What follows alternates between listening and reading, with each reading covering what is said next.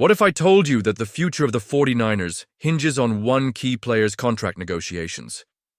Brock Purdy, the quarterback who led us through some electrifying moments, is eligible for an extension, but will San Francisco be ready to meet his demands? As the QB market skyrockets, the stakes have never been higher. Stay tuned, because we're diving into the latest on Purdy's future with the Niners and what it could mean for our championship aspirations. Don't forget to subscribe and hit that like button to keep up with all the latest 49ers news. Hey, 49ers fans! Today, we need to dive into some pretty significant news surrounding our quarterback, Brock Purdy.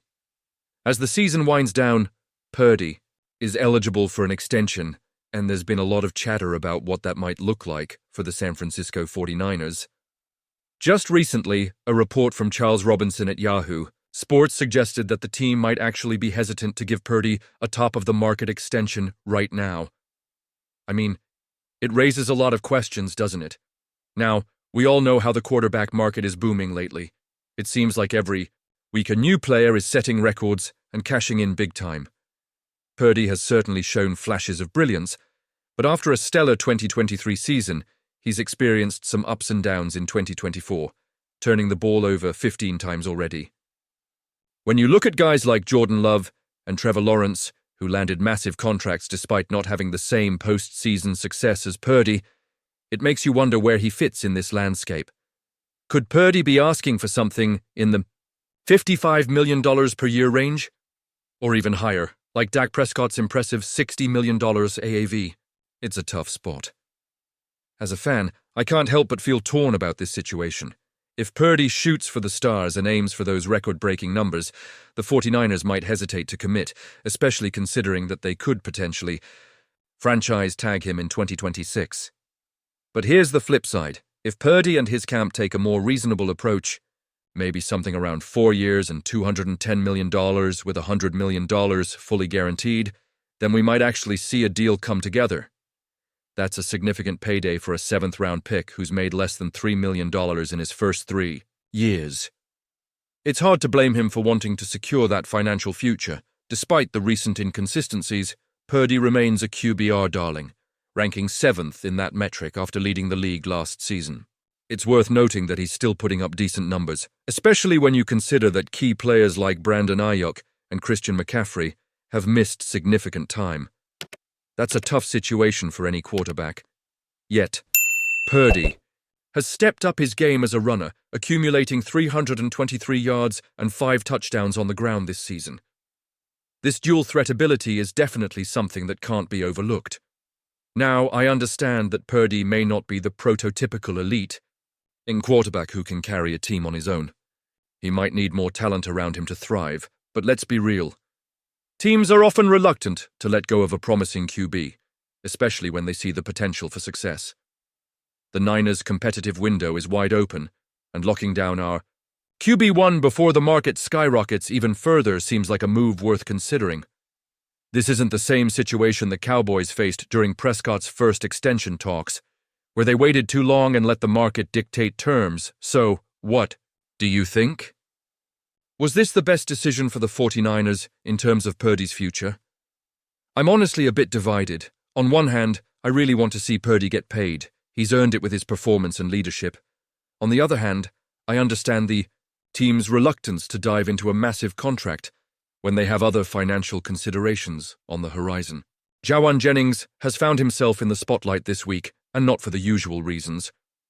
The San Francisco 49ers wide receiver was fined $11,117 for unnecessary roughness due to a violent penalty during our nail-biting loss to the Detroit Lions last week. Now, let's break down what exactly happened on that fateful play and what it means for us moving forward. In the thick of the action, Jennings got tangled up with Lions cornerback Terrion Arnold, and things escalated quickly. Jennings took Arnold on a wild ride through the end zone, even after the whistle blew. As Jennings was getting up, Lions safety Kirby Joseph shoved him over the barricade into the stands. Arnold didn't just stand by. He followed up with a slap to Jennings's helmet. It's a chaotic scene that felt straight out of a WWE match, and yet it was Jennings who ended up with the fine. Now, I know many fans are questioning the call. Some argue Jennings shouldn't have been penalized at all, and I get it. When you look at the replay, it seems Arnold's actions went unnoticed by the officials, which is frustrating. Why is it that Jennings gets penalized while Arnold gets a pass? It makes you wonder if the NFL needs to reconsider how they handle these situations. I mean, in the NBA, they stop the game to review plays. Why can't we do that in the NFL? But let's not lose sight of the bigger picture here. Jennings is one of the best blocking wide receivers in the league, and he has shown time and again that he's willing to put in the effort to help the team. Sure, this penalty might sting, but it also shows his commitment to making plays. No, they matter the cost. Sometimes being great at your job comes with a price tag, and this is one of those moments. I think it's important to recognize that, even if the penalty was a bit harsh. As we look ahead, how does this fine impact Jennings and the 49ers? I believe it speaks volumes about the aggressive style of play we've come to expect from our offense. It's not just about catching passes, it's about blocking, making those key plays that can turn a game around. Jennings has that fire, and that's something we need as we push deeper into the season. But we also need to be careful. We can't let emotions get the better of us, especially when the stakes are high. So, let's talk about our expectations. Do you think this was the right call by the league? I'm honestly torn here. On one hand, I admire Jennings' grit and determination. But on the other, we can't afford to have our key players racking up fines and penalties. It can impact our playoff chances, and we all know how crucial every game is at this point in the season. And speaking of the playoffs, let's not forget the implications of this fine on our future matchups. With Jennings being a significant part of our receiving core, losing him to penalties could be detrimental. We need him on the field, making those critical third-down conversions and helping to open up our offense. It's a delicate balance we need to maintain between playing hard and staying smart. So, what do you think? Should Jennings continue to play with that same intensity, or do we need to see him tone it down a notch? I want to hear your thoughts on this. Let's get a discussion going in the comments. Your perspectives matter, and together we can dissect what this means for our beloved 49ers. Before I wrap up, don't forget to like this video, share it with fellow 49ers fans, and subscribe to the channel for all the latest updates. You definitely don't want to miss out on any breaking news as we head into the crucial part of the season.